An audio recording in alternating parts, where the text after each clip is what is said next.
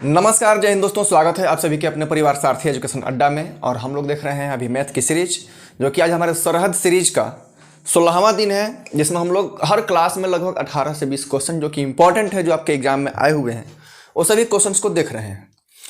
तो चलिए स्टार्ट करते हैं क्वेश्चन नंबर 1 से, ज़्यादा समय न लेते हुए। और इस बार का कंपटीशन जो है थोड़ा सा आप लोगों के लिए हार्ड पड़ेगा, क्योंकि इस जो पोस्ट का अनुमान लगाया था अभी तक पोस्ट बढ़ा भी नहीं है, सीट्स बढ़े नहीं है, अभी उतने ही सीट्स हैं। और हमारे साथी जो हैं अप्लाई करने वाले वो तो कम होंगे नहीं। चलिए, और एक बात तो और जो है, इस कंपटीशन को, सरकारी नौकरी के कंपटीशन को बढ़वा दिया है कि नौकरी वालों को बीवी खूबसूरत मिलती है, और इस बात ने इस कंपटीशन को और ज़्यादा बढ़ा दिया है। चलिए इसी के साथ शुरुआत करते हैं आज की क्लास। देखिए, क्वेश्चन नंबर जो फर्स्ट है, हम लोग लगातार अभी तक 5-6 ऐसे क्लास देखे हैं जिसमें माध्यमिका यानी कि स्टैटिक्स से आप लोगों के क्वेश्चंस एक पूछे जा रहे हैं। वो बहुलक का हो, माध्य का हो, माध्यिका का हो। तो एक क्वेश्चन तो भाई पूछ रहा है, तो ध्यान से समझेंगे कि माध्यिका को कैसे निकाला जाता है। सबसे पहले जो आपको यहाँ पर डेटा दिया हुआ है, जो भी आपके ऑब्जर्वेशंस दिए हुए हैं, अगर माध्यिका निकालने की बात करें, क्या निकालने की बात करें भाई? अगर माध्यिका निकालने की बात करें, मेडियन, जिसको इंग्लिश में मेडियन कहते हैं, तो इसको हम लोग क्या करते हैं, असेंडिंग ऑर्डर में सजाते हैं। असेंडिंग में सबसे पहले छोटा होता है, फिर बड़ा होते होते सबसे बड़ा होता है। असेंडिंग का मतलब क्या होता है? बढ़ते क्रम। तो बढ़ते क्रम में सबसे पहले छोटा रखेंगे तभी तो बढ़ते हुए जाएगा ना। देखिए, सबसे छोटा इसमें क्या है भाई? 1 है, उसके बाद 2 है। अगर इसमें 3 की बात करें तो 2 जो है 2 बार है, 3 भी 2 बार है। इसके बाद जो है आपका 3 हो गया, उसके बाद 1 5 है, 1 6 है, और 2 8 है। यानी कि 1 2 3 4 5 6 7 8 9, ऐसे पहले गिन करके आपको काउंटिंग कर लेना है। 9 का मतलब क्या है कि यहाँ पर n आपका जो है टोटल परीक्षण कितना आ रहा है भाई? 9 आ रहा है। ठीक है, ये काउंटिंग कर लेना है कि ये जो डेटा दिए हुए हैं कितने हैं। काउंटिंग करने के बाद ही पता चल जाएगा कि n जो है वो ऑड संख्या है या इवन नंबर, मतलब कि सम संख्या है या विषम संख्या है। तो यहाँ पर जो 9 है वो क्या है भाई? ऑड नंबर है। तो ऑड के लिए फार्मूला होता है n + 1/2th। ठीक है, यानी कि n में अगर 1 जोड़ें, 9 में अगर 1 जोड़ें तो कितना हो जाएगा भाई? 10, और 10 को आधा करें तो 5। तो ये 5 हमारा आंसर नहीं है, ये 5th th लगा हुआ है। इसमें से 5th जो टर्म होगा, 5वें पर जो आएगा, 1 2 3 4 5, 5वें पर कौन आ रहा है भाई? 3 आ रहा है। तो ऐसे मीडियन को निकालना है। ऐसा नहीं कि यहाँ पर कटा करके कह देंगे कि यही हमारा आंसर है। ऑप्शन में वो दिया रहेगा, ऑप्शन में तो वो दिया ही है, लेकिन नहीं होगा। यहाँ पर th लगा होता है, मतलब कि वहाँ, आपने हिंदी में अगर पढ़ा हो तो इसको वहाँ कहते हैं। इतना टर्म, उतना term, 5th term, 6th term. ठीक है, तो ध्यान रखना कि इसमें टर्म को लिखना है, उसको कटा करके नहीं लिखना है। अगला जो प्रश्न है, करेक्ट, 12 लड़कियों और 8 लड़कों का कुल वजन जो है 1080 किलोग्राम है। बिल्कुल सही है। यदि लड़कों का औसत वजन जो है, लड़कों का औसत जो वजन है वो 50 किलो है, बॉयज का जो है, और बॉयज की जो संख्या है वो 12 है, और इसका औसत वजन कितना है? 50। तो 12 5 क्या हो जाएगा? 60, यानी कि 600 किलो के टोटल बच्चे हैं। 600 किलो के टोटल बच्चे हैं इसमें। टोटल जो बॉयज हैं उनकी जो टोटल वैल्यू है वेट का, वजन का, वो कितना है? 600 है। यहाँ तक क्लियर है? अब करें कि 8 लड़कियां हैं, तो 8 लड़कियों को तो हमें निकालना ही है, लेकिन जो टोटल 12 और 8 बच्चियों का जो है ये पूरा 1080 है। तो 1080 में से, यानी कि टोटल में से, यानी कि लड़के और लड़कियों का जो ग्रुप है उसमें से अगर लड़कों को लात मार के अगर भगा दें, ठीक है, वहां से हटा दें, तो वो क्या हो जाएगा भाई? उसमें लड़कियां बचेंगी। यानी कि जो टोटल ग्रुप है इसमें से लड़कों को क्या कर रहे हैं? माइनस कर रहे हैं, मतलब घटा रहे हैं। तो ये कितना बचा भाई? 480। अब करें कि इसका औसत कितना होगा? औसत कितना होगा? तो कितनी लड़कियां हैं भाई? 8 लड़कियां हैं, 8 छक 48, 60 किलो। यानी कि जो लड़कियों का जो औसत वजन है, जो एवरेज वेट है, वो कितना है? 60 किलो का है। यानी कि ऑप्शन कितना हो जाएगा आपका? सी हो जाएगा। छोटे छोटे प्रश्न हैं, अच्छे प्रश्न हैं, फंसाने वाले भी प्रश्न हैं, इस बात का भी ध्यान रखिएगा। ऐसा नहीं है, आपको पूरी रगड़ करके एकदम अच्छे तरीके से पेपर को करना है। क्योंकि मैंने पहले ही बढ़ा दिया है कि कंपटीशन बढ़ने के 2-3 मायने हैं, ठीक है ना। कह रहा है कि 4 संख्याएं 2, 5, 3 और 8 के अनुपात में है। यदि इन चारों संख्याओं का जो योग है, योग वो कितना है, 432 है, तो पहली और चौथी संख्या का योग कितना होगा। टोटल संख्या कितनी हो जाएगी जोड़ने पर, 8 2 10 18। पहली और चौथी का पूछ रहा है, तो पहली और चौथी का योग कितना हो जाएगा, 10, और इसको कह रहा है 432। बस आ जाएगा यहां से, इसे कट जाएगा 18 दूनी का 36 और 18 चौक 72, 24 को 10 से करेंगे 240। इसको दूसरे तरीके से भी बना सकते हैं, कई तरीके हैं बनाने के, ऐसा थोड़ी कि एक ही तरीका है उसी से हम लोग बनाएंगे तो बनाएंगे, नहीं, बहुत सारे तरीके हैं, बहुत सारे इसके कंसेप्ट्स हैं। अब क्या करेंगे, 4 तरीके हैं तो अलग अलग इसको x मान के भी निकाल सकते हैं सभी को। एक रेशियो का वैल्यू आ जाएगा, एक रेशियो का, फिर जो है एक रेशियो से हमें क्या करना पड़ेगा, पहली और चौथी को जोड़ करके तो अब उसको गुणा करना पड़ेगा, बात तो वही होगा। इसलिए मैंने टोटल रेशियो को नीचे रख दिया है और जिसका पूछा है उसको ऊपर रख दिए हैं। बाकी टोटल वैल्यू आपका 432 दिया ही है, तो इसमें हम लोग क्या कर देंगे, कटा करके गुणा कर दिया है। नेक्स्ट जो क्वेश्चन है इसको देखेंगे। कह रहा कि यदि एक आयत की लंबाई को 50% बढ़ाया जाए तथा चौड़ाई को 25% घटाया जाए, 50% बढ़ाने की बात कर रहा है, इसको हम लोग 100 मान के भी बना सकते हैं। अगर 100 ना माने तो एक फार्मूला भी होता है, इसका फार्मूला भी आता है, उस फार्मूले से इसको आसानी, एकदम आसान तरीके से कर सकते हैं, आसानी से कर सकते हैं। फार्मूला होता है ना, ये प्लस माइनस में दे रहा हूं यहाँ पर भी प्लस माइनस, क्योंकि जब घटाने की बात कहेगा तो वहां पर क्या हो जाएगा भाई, माइनस हो जाएगा, जहां पर जोड़ने की बात करेगा वहां पर क्या हो जाएगा, प्लस हो जाएगा। तो यहाँ पर लंबाई को बढ़ाने की बात कर रहे हैं, यानी कि लंबाई जो है ये प्लस में है, एक जो है आपका x का मान हो जाएगा, एक जो है y का मान हो जाएगा, यानी कि लंबाई को x और चौड़ाई को y। अब अगर चौड़ाई को घटाया जाए तो घटाने का मतलब है इसको माइनस किया जाए, तो यहाँ पर माइनस कर दिया। यहाँ पर अगर हम लोग प्लस रखें या माइनस रखें, प्लस या माइनस किस चीज़ पर डिपेंड करेगा, आगे चलते हैं तो पता चलेगा। x की वैल्यू रखनी है और यहाँ पर जो है y की वैल्यू -25 रखनी है, तो यहाँ पर प्लस और माइनस क्या हो जाएगा भाई, प्लस और माइनस जो है यहाँ पर जब माइनस रखेंगे, यहाँ पर जब प्लस रखेंगे तो प्लस और माइनस क्या हो जाएगा, माइनस हो जाएगा, और यहाँ पर ये आपका 100। यहाँ तक तो कोई समस्या नहीं होनी चाहिए। अगर आप लोगों को ये सारी बातें, ये सारे कंसेप्ट, सारी क्लासेस आपको समझ में आ रही हैं तो फिर वीडियो को लाइक कर दीजिएगा, और चैनल पर पहली बार आए होंगे तो सब्सक्राइब कर दीजिएगा, साथ ही अपने साथियों को भी शेयर कीजिएगा, आपके ग्रुप में भी शेयर कीजिएगा, ठीक है। चलिए 1 0 से 1 0 कट गया, इससे ही कट गया कितने बार में, 2 बार में, इससे ही कट जाएगा 12.5 बार में, ठीक है। तो 25 और 12.5 दोनों किस में है, माइनस में है, तो 50 में से 25 और 12 कितना हो जाएगा भाई, 37.5 हो जाएगा। 37.5 जब घट जाएगा तो क्या हो जाएगा, 12.5, और ये क्या है, वृद्धि है, क्या है भाई, वृद्धि है। अगर आपका आंसर प्लस में आ रहा है तो इसको मान के चलना है कि ये इंक्रीजमेंट हो रहा है। क्या हो रहा है भाई, इंक्रीजमेंट हो रहा है, बात क्लियर है। अगर वो माइनस में अगर आंसर आ जाता, अगर ये वैल्यू प्लस में मतलब कि ज़्यादा अगर आ जाती, ज़्यादा बड़ी होती, तो ये माइनस में आता, जाहिर सी बात है। तो जब माइनस में आता तो उस समय क्या करते भाई, डिक्रीजमेंट हो रहा है, लॉस हो रहा है, हानि हो रहा है, कमी हो रहा है। यहाँ तो कोई डाउट नहीं भी होनी चाहिए, ठीक है। यानी कि 12.5% हमारा ऑप्शन नंबर क्या हो जाएगा भाई, सी हो जाएगा। चलिए अगले प्रश्न की ओर। कर कि एक पार्किंग में सभी वाहनों का औसत वजन जो है, सभी वाहन जो है उसका औसत वजन जो है ये 4000 किलोग्राम है। 12 वाहनों का जो औसत है वो है 6000 किलोग्राम, ठीक है, 12 का। तो शेष वाहनों का औसत वजन 3000 किलोग्राम है। तो पार्किंग में कुल कितनी संख्या है बताइए, पार्किंग में कुल कितनी संख्या है। तो हमने मान लिया कि टोटल जो उसमें गाड़ियां हैं, ठीक है, पहले तो 12 का निकालते हैं, 12 गुणे 6000 अब प्लस शेष वाहन हमें नहीं पता है, शेष वाहन हमें पता ही नहीं है, तो शेष वाहन रखेंगे किसको, तो शेष में से यानी कि शेष निकालना है तो x में से 12 निकालना पड़ेगा। शेष वाहनों का जो औसत वजन है वो कितना है भाई, 3000 है। कितना है, 3000 है। और कुल वाहन को हमने x माना है तो इसका औसत वजन कितना है भाई, 4000 है।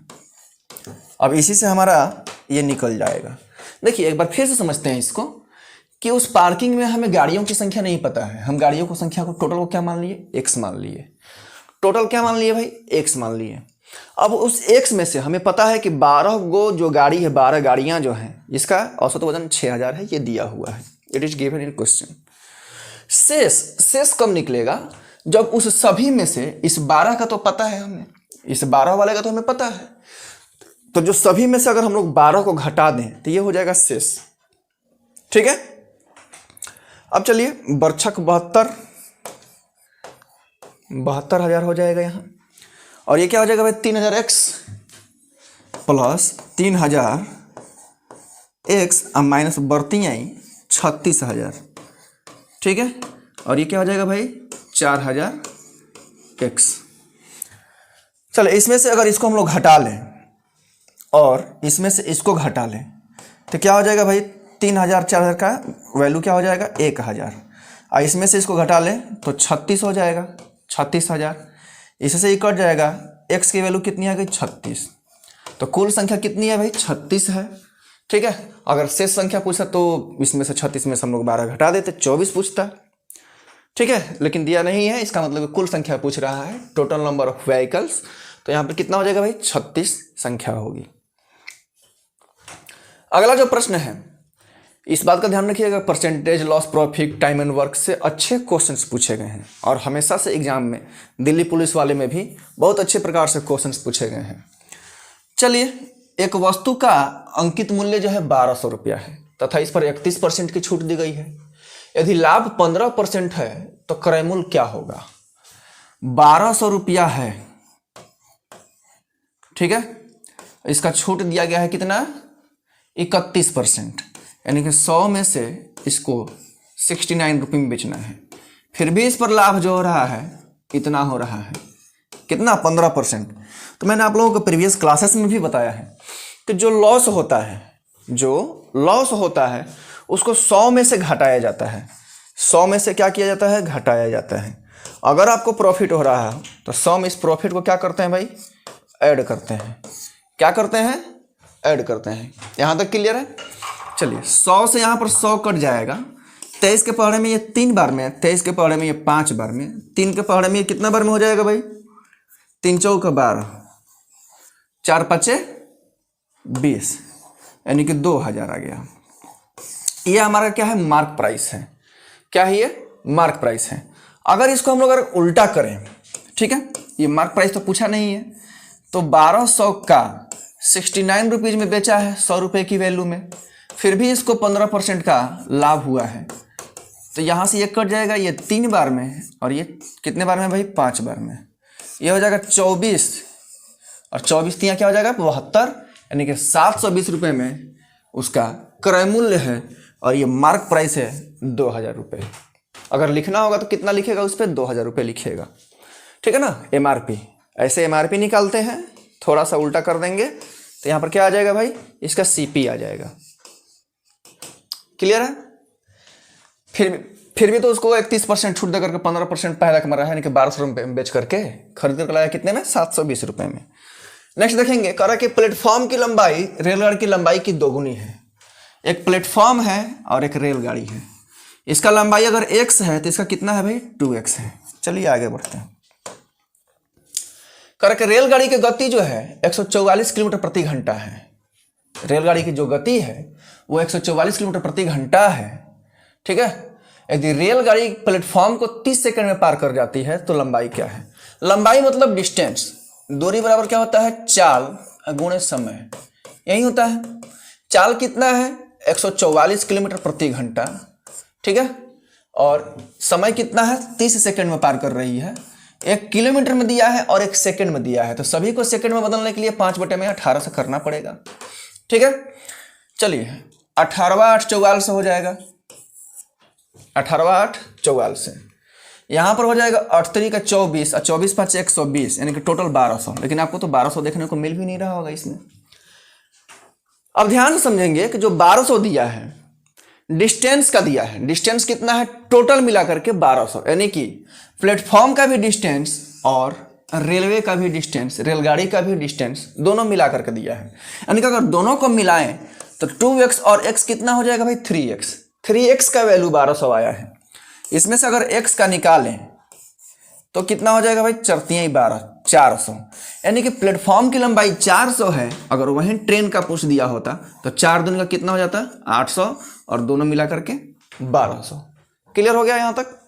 ठीक है। तो यहाँ पर क्या पूछ रहा है भाई, प्लेटफॉर्म की लंबाई पूछा है, तो इसका ऑप्शन क्या हो जाएगा, डी हो जाएगा।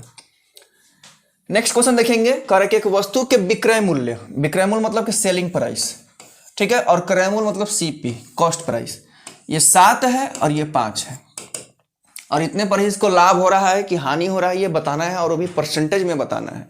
ठीक है। अब देखिए, ये एसपी का मतलब कि 7 रुपये में बेचा है, सीपी का मतलब कि 5 रुपये में खरीद करके लाया है। जब वो 5 रुपये में खरीद करके लाया है और 7 रुपये में बेचा है, तो यहाँ पर साफ दिख रहा है कि इसको 2 रुपये का क्या होगा भाई, प्रॉफिट होगा। क्या होगा, प्रॉफिट होगा। क्योंकि जब किसी वस्तु को 5 रुपये में खरीदेंगे और 7 रुपये में क्या करेंगे, बेचेंगे, तो 2 रुपये का तो फायदा हुआ। 2 रुपये का फायदा हुआ। अगर हम लोग प्रॉफिट परसेंट निकालें तो प्रॉफिट परसेंट हो या लॉस परसेंट हो, वो हमेशा सीपी पर ही निकलता है, मतलब क्रय मूल्य पर ही निकलता है। और गुणे क्या कर लेंगे भाई, 100 कर लेंगे। इससे कट जाएगा कितने बार में, 20 बार में, और 20 दुनिया क्या हो जाएगा, 40% का लाभ हो जाएगा, यानी कि ऑप्शन ए। नेक्स्ट देखेंगे, कह कि 11,700 रुपये की राशि एक चक्रवृद्धि ब्याज की दर से 2 वर्षों में 16,848 रुपये हो जाती है। यदि ब्याज का संयोजन वार्षिक किया गया, वार्षिक मतलब compounded annually, half yearly quarterly नहीं, एनुअली, वार्षिक का मतलब कि 1 साल पर किया गया, तो ब्याज की दर क्या होगी। तो इसको जो है हमें निकालना पड़ेगा 11,700, और ये टोटल अमाउंट है, तो अमाउंट बराबर प्रिंसिपल होता है ना, यानी कि 16,848 12 दूनी का 24 दूनी का 48, यानी कि लगभग 20% आना चाहिए। और इधर क्या करेंगे भाई, पी की वैल्यू तो यहाँ पर दिया हुआ है, पी इधर चला गया नीचे, 1 + r/100 के पावर 2, यही होगा। आर की वैल्यू हमें फाइंड करनी है। अब देखेंगे कि ये किसका, या कट करके किसका स्क्वायर आएगा, यानी कि दोनों तरफ से 2 से बराबर हो जाएगा, ये कट जाएगा।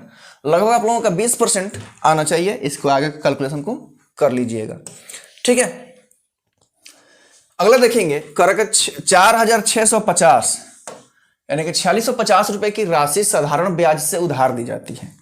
यदि वार्षिक ब्याज दर 7.5% हो तो 4 वर्ष के लिए 4,650 रुपये है। 4 वर्ष के लिए 7.5 को लिख सकते हैं 75/10 लिख सकते हैं, और नीचे में क्या होता है PRT/100, क्या निकालने के लिए, SI निकालने के लिए।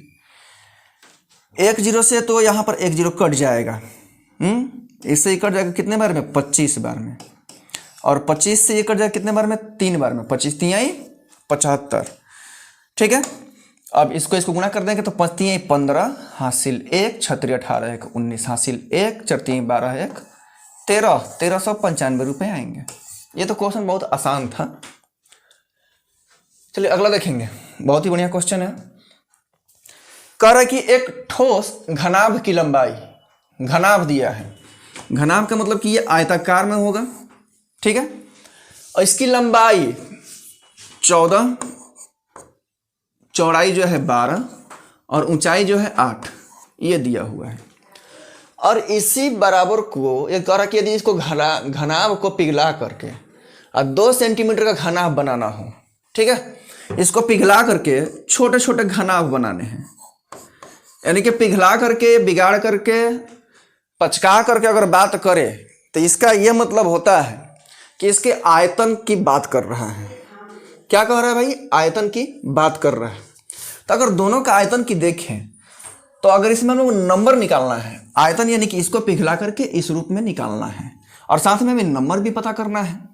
तो number of cubes, number of cubes की अगर हम लोग बात करें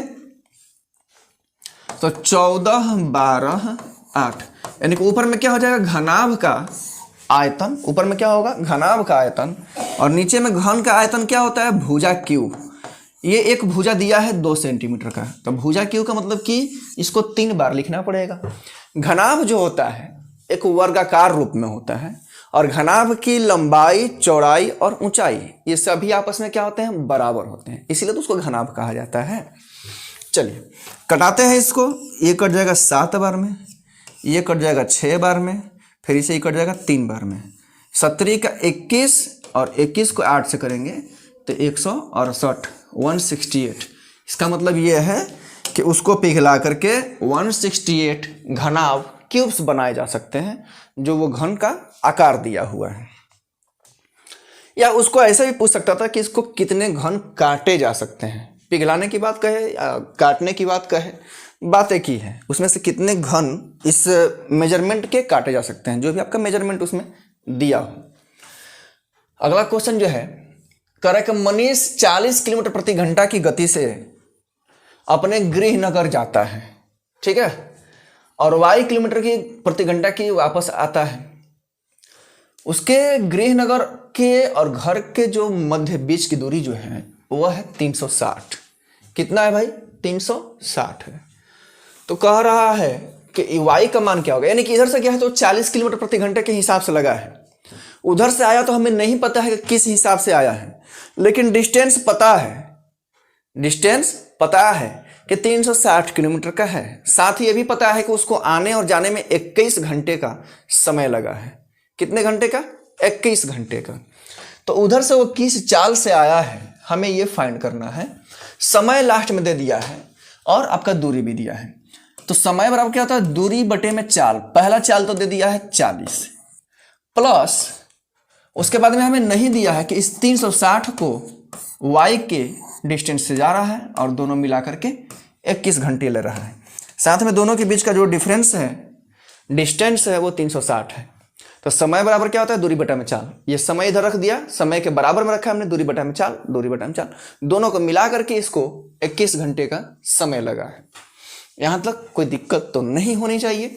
चलिए आगे बढ़ते हैं। ये 9 का 36 9 बार में कट जाएगा, और ये 9 जो है इसको इधर भेज देते हैं, और ये प्लस में है उधर जाएगा तो क्या हो जाएगा भाई, माइनस में। क्या हो जाएगा, माइनस में। 360 बटे में y, और 12 में से जब 9 घटेगा तो 9 2 12 यानी कि 12 बार में, इसे कट जाएगा 30 बार में, और यही y का मान होगा, यानी कि 30 किलोमीटर प्रति घंटा के हिसाब से वो रिटर्न हुआ है। समझ में आ गया, 30 किलोमीटर के हिसाब से वो रिटर्न हुआ है और 40 किलोमीटर के हिसाब से गया है। और यहाँ से ये भी पूछ सकता था थोड़ा सा आगे बढ़ा करके कि इसका एवरेज स्पीड क्या है, इसका एवरेज स्पीड क्या है। तो इसका भी ध्यान रखिए कि एवरेज स्पीड कैसे निकाला जाता है। तो मैंने बताया है प्रीवियस क्लासेस में, 2xy बटे में x प्लस y होता है। चलिए नेक्स्ट प्रश्न कह रहा है कि पाइप सी एक टैंक को 12 घंटे में भर सकता है, तो पाइप डी उस टंकी को 40 घंटे में भर सकता है। पाइप सी 12 घंटे में, ठीक है, और डी जो है इसको 40 घंटे में भर रहा है। दोनों का अगर हम लोग निकालें क्या, एलसीएम ही टोटल वर्क होता है इसमें, तो ये हो जाएगा आपका क्या, 120। क्या हो जाएगा भाई, 120 हो जाएगा।